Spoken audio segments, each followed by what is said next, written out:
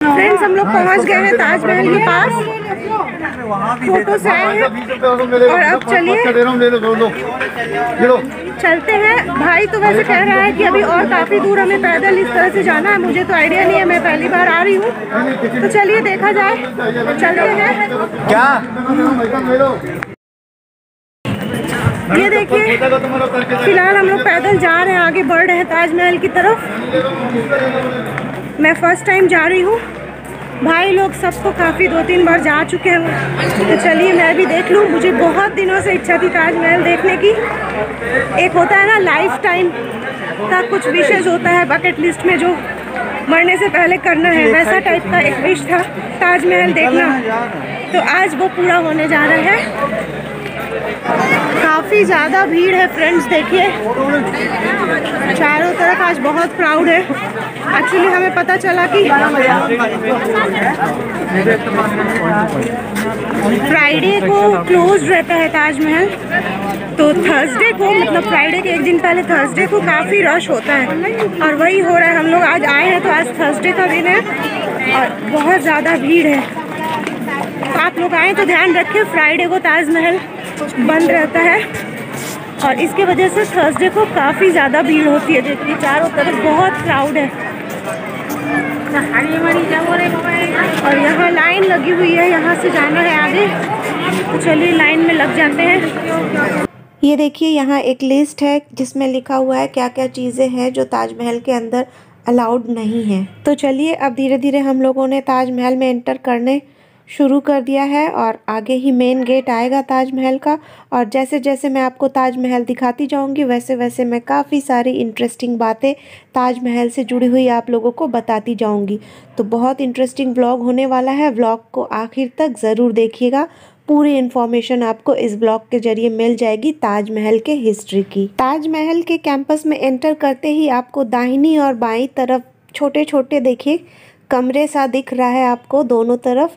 ये छोटे छोटे जो कमरे हैं काफ़ी सारे हैं और ताजमहल बनाने वाले जो वर्कर्स थे उन दिनों यही कमरों में रहा करते थे। ताजमहल के कैंपस के अंदर हम लोग घुस चुके हैं, लेकिन अभी भी ताजमहल जो इतना बड़ा है, लेकिन अभी तक उसका कोई गुंबद या कुछ भी हम लोगों को दिखाई नहीं दे रहा है, क्योंकि बनावट ही कुछ इस तरह से की गई है कि जब तक हम लोग मेन गेट से एंटर ना कर लें तब तक ताजमहल बाहर से दिखाई नहीं देता है।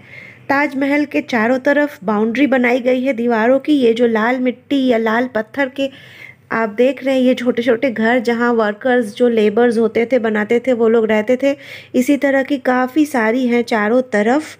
और इसके बाद बीचों बीच आएगा, ग्राउंड के बीचों बीच एक बड़ा सा एंट्रेंस का गेट आएगा, जो कि वो भी इसी तरह के लाल पत्थर पे बहुत खूबसूरत नक्काशी करके बनाई गई है।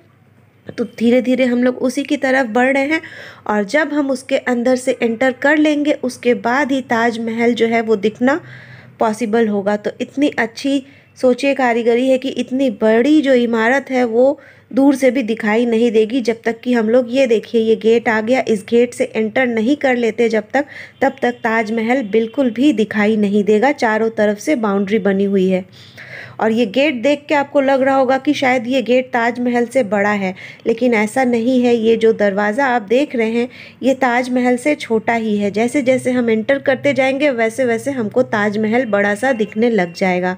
तो चलिए धीरे धीरे हम उसी की तरफ बढ़ रहे हैं और आइए ये जो एंट्रेंस का गेट है इसके बारे में भी थोड़ी सी जानकारी दूं। ऊपर आप देख सकते हैं छोटे छोटे 11 गुंबद बने हुए हैं।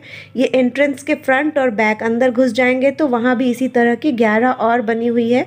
तो 11 और 11 मिल के हो गए 22। ये इस चीज़ को दर्शाता है कि जो ताजमहल है उसको बनने में 22 साल लगे थे, इसीलिए यहाँ पे इस तरह के सामने में 11 गुंबद है और पीछे तरफ भी इसी तरह से 11 गुंबद है। और जितनी भी नक्काशी देख रहे हैं आप लोग, ये सब कुछ हाथ से की गई थी। उस समय बहुत ही फाइन कारीगरी की गई है जो सामने से देखने में बहुत ज़्यादा खूबसूरत लग रही थी। तो ये है एंट्रेंस और देखिए अभी एंट्रेंस के अंदर ताजमहल की हल्की सी हमें झलक मिल रही है जो काफ़ी छोटा दिख रहा है, लेकिन ऐसा नहीं है। जैसे जैसे हम एंटर करके अंदर जाएंगे ताजमहल वैसे वैसे बड़ा होता जाएगा। बनावट ही कुछ इस तरह की गई है।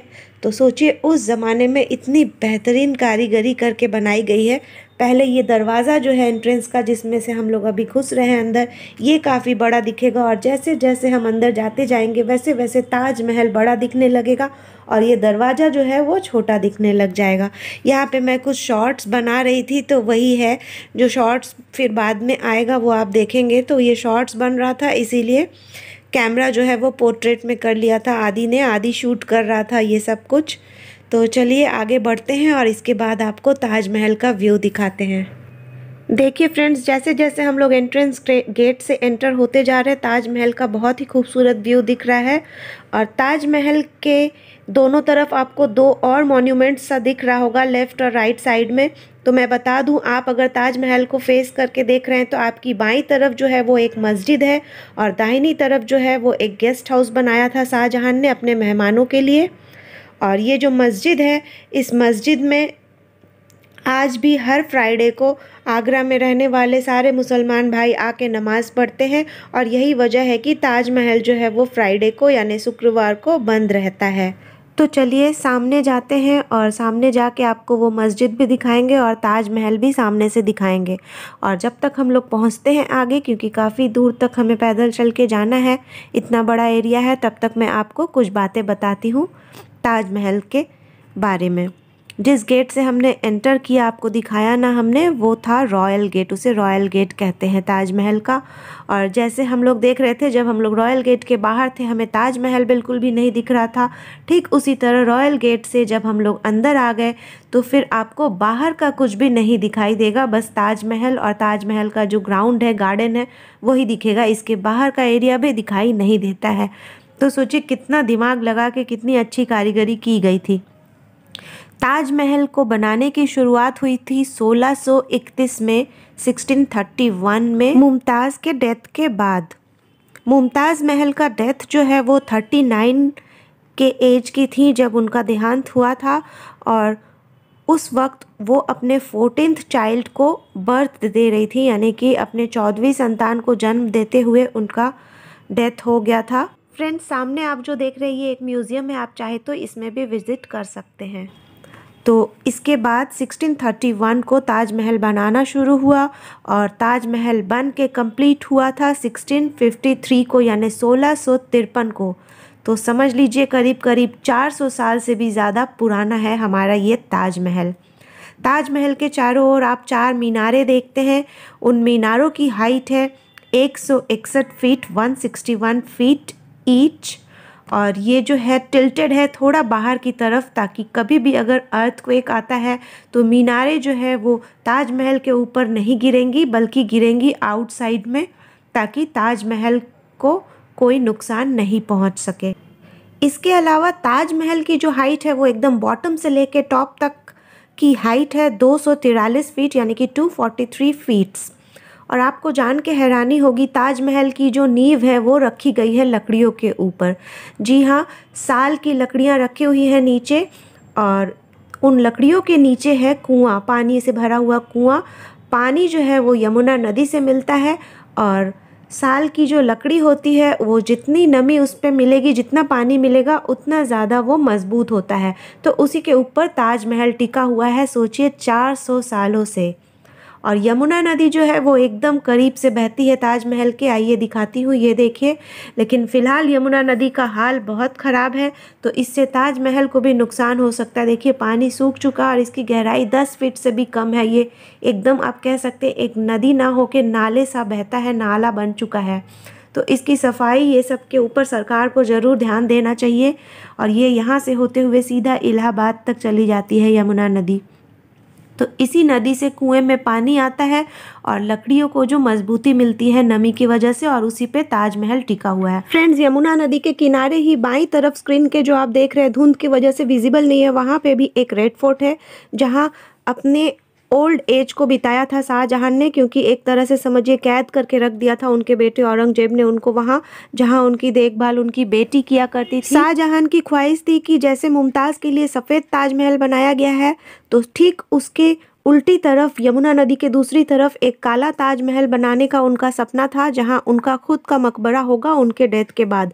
लेकिन औरंगजेब को लगा ये सब पिताजी फालतू का खर्च कर रहे हैं, इसीलिए ऐसा होने नहीं दिया था और रेड फोर्ट में उन्हें कैद करके रखा गया था। तब उन्होंने अपनी बेटी से अपनी ख्वाहिश जाहिर की थी कि काला ताजमहल तो बन नहीं पाया, ऐसा करना मेरे डेथ के बाद मुमताज़ के बगल में ही सफ़ेद ताजमहल में मेरा भी मकबरा बनवा देना। आइए आपको वो स्पॉट दिखाती हूँ जहाँ काला ताजमहल बनाने का सपना था शाहजहां का। ये देखिए, ताजमहल से ठीक उल्टी तरफ एक स्पेस है जो आप देख रहे हैं, सर्कल बनाया है मैंने। यहाँ काला ताजमहल बनाने का सपना था, जो ब्लैक दिखेगा क्योंकि ब्लैक एंड वाइट दोनों का कॉम्बिनेशन अच्छा दिखेगा, ऐसा कुछ सोचा था शाहजहां ने। लेकिन ये हो नहीं पाया और ये एरिया जो है वो खाली रह गया और अब इस एरिया में बॉलीवुड मूवीज़ की शूटिंग हुआ करती है। ताजमहल बनाने के लिए 20,000 मज़दूरों ने एक साथ मिलकर काम किया था और एक कहावत ऐसी भी है, लोग कहते हैं कि उन 20,000 मज़दूरों के हाथ कटवा दिए थे शाहजहां ने ताजमहल तैयार होने के बाद। लेकिन फ्रेंड्स, ये सब कुछ सिर्फ एक अफवाह है, क्योंकि देखिए शाहजहां जो है वो मुसलमान थे और 20,000 लोगों के हाथ कटवाना यानी कि 40,000 हाथ कटे हुए, और उनको जलाया नहीं जा सकता क्योंकि मुस्लिम लोगों में जलाया नहीं जाता शरीर को। अगर मान लेते हैं उन्होंने कहीं दफना भी दिया होगा उन 40,000 हाथों को, तो आज तक कहीं भी वैज्ञानिक जो इतना खुदाई का काम करते हैं वो हज़ारों साल पुराना डायनासोर की हड्डियां भी निकाल चुके हैं, लेकिन आज तक कहीं भी एक भी हाथ कटा हुआ हड्डी इस तरह का मिला नहीं है।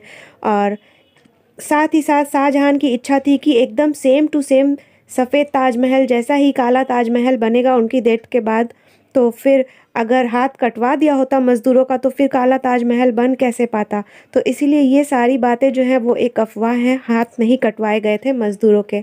उम्मीद है आप लोगों को मेरी दी हुई सारी इन्फॉर्मेशन अच्छी लग रही होगी। कैसी लग रही है ज़रूर कमेंट करके बताइएगा आप लोग। बहुत मेहनत लगता है इस तरह के व्लॉग्स बनाने का और सारी इन्फॉर्मेशन जो जेन्युइन इन्फॉर्मेशन होती है वो इकट्ठी करके आप लोगों को देने के लिए। एक बात और बता दूं कि ये देखिए, ये जो सामने आप पहले पानी देख रहे हैं ये हर कोई यूज़ नहीं कर सकता। जो मुसलमान भाई नमाज़ पढ़ने आते हैं बस उनके इस्तेमाल के लिए है। और जो बता रही थी मैं कि ताजमहल जो है वो अर्ली मॉर्निंग के समय गुलाबी रंग का दिखता है, दोपहर के समय सफ़ेद रंग का दिखता है और रात के समय जो है वो गोल्डन कलर का दिखता है। ऐसा इसलिए होता है क्योंकि सूरज और चांद की किरणें जो है वो अलग अलग एंगल से पड़ने पे अलग अलग कलर का ताजमहल दिखता है। फ्रेंड्स, बहुत मज़ा आया ताजमहल देख के, इतना सुंदर है कि बस क्या बताऊं। बहुत अच्छा लगा मुझे ताजमहल देख के, फर्स्ट टाइम देखी हूँ। फ्रेंड्स, आप लोग देखते हैं ताजमहल के अंदर भी ऊपर काफ़ी लोग दिख रहे होंगे आप लोगों को।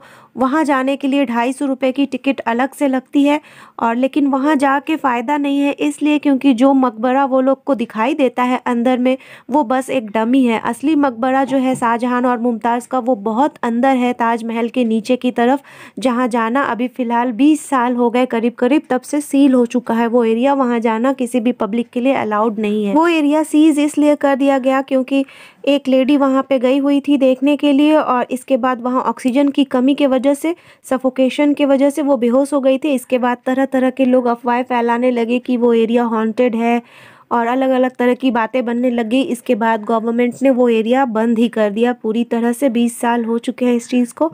तो ऊपर जो आपको दिखता है वो एक बस डमी है, ठीक उसी के नीचे की तरफ असली मकबरा है जो विजिबल नहीं है। ये देखिए, फ्लोर पे ही बैठे हैं हम लोग क्योंकि पैर दर्द हो रहा है। साथ में अभी पुन्नू भी आ गया है। हम लोग सब बैठ के वेट कर रहे हैं क्योंकि जितने भी कपल्स हैं ना वो लोग सब, फोटो सेशन चल रहा है उन लोगों का, तो हम लोग यहाँ बैठ के इंतजार कर रहे हैं सबका हो जाए तो उसके बाद हम लोग यहाँ से बाहर निकलेंगे। तो लीजिए, व्लॉग खत्म करने से पहले एक बार सामने से फ्रंट व्यू भी ले लीजिए। वैसे ये जो है ना सब लोग जानते हैं फ्रंट है, लेकिन ये एक्चुअली बैक है ताजमहल का। असली फ्रंट व्यू जो है वो यमुना नदी के तरफ से होता है, ये बहुत कम लोगों को पता है। और ये देखिए, ये रहा रॉयल गेट। तो चलिए व्लॉग आज का इसी के साथ ख़त्म करेंगे वापसी हम लोग करने लग गए हैं। अब कैसा लगा था व्लॉग ज़रूर कमेंट करके बताइएगा आप लोग। अच्छा लगा है तो वीडियो पे ज़रूर एक लाइक कर दीजिएगा, और न्यू व्यूअर्स जो पहली बार मेरे चैनल पे आए हैं और ये वीडियो देख रहे हैं, अगर अच्छी लगी है तो ज़रूर चैनल को सब्सक्राइब करके बेल आइकन दबा लीजिए ऐसी ही इंटरेस्टिंग ब्लॉग्स के लिए। काफ़ी सारी व्लॉग्स अभी भी आने वाली है क्योंकि हमारा ट्रिप जो है ख़त्म नहीं हुआ है। इसके बाद वृंदावन जाएंगे, वहाँ की व्लॉग्स आएंगी, तो बने रहिए और देखते रहिए सारिका गुप्ता व्लॉग। फ्रेंड्स, पता है पैर की हालत इतनी ख़राब थी मेरी, इतना बड़ा एरिया है, घूमते घूमते मेरे पैरों में तो सूजन पहले से ही था और दर्द इतना ज़्यादा था कि चप्पल जो है वो पाँव में घुस ही नहीं रहा था। मेरे दर्द से हाल बेहाल था और चप्पल हाथ में लिए हुए बस मोज़ा पहन के, मैं सॉक्स पहन के घूम रही थी पूरा ताजमहल। काफ़ी सारी शॉर्ट्स भी बनाई हूँ जो धीरे धीरे चैनल पे आएगा और आप देखेंगे मैंने एक में भी चप्पल नहीं पहना होगा क्योंकि चप्पल मेरे पाँव में घुस ही नहीं रहा था, इतना ज़्यादा सूजन था और दर्द था मेरे पैर में। बस किसी तरह से बनाई हूँ बड़ी मुश्किल से वो सारी चीज़ें। तो ये ताजमहल का फाइनल लुक हम लोग बाहर की तरफ जाते हुए। तो फ्रेंड्स, इसी के साथ ताजमहल का जो व्लॉग है वो ख़त्म हुआ, और कैसा लगा है आप लोग ज़रूर कमेंट करके बताइएगा। अच्छा लगा है तो ज़रूर वीडियो पे एक लाइक कर दीजिएगा, और न्यू व्यूअर्स जो आज पहली बार मेरे चैनल को देख रहे हैं उनसे रिक्वेस्ट है चैनल को सब्सक्राइब करके बेल आइकन भी प्रेस कर दीजिएगा। तो आज के लिए बस इतना ही, फिर मिलती हूँ अगली व्लॉग में। तब तक के लिए bye bye, thanks for watching. Friends देखिए, पापा यहाँ एक बंदर है उसको बिस्किट्स खिला रहे हैं एक के बाद एक, और यहाँ से फेंक रहे हैं और वो कैच कर कर के खा रहा है। उसके हाथ से जब खत्म होगा तो फिर दूसरा फेंकेंगे और वो कैच करेगा। देखिए खा रहा है आराम से, जल्दी खा लिया, देख रहा और गिम्बल टाइट से पकड़ना, ऐसे नहीं, ऐसे दिखा घर में लगे ना।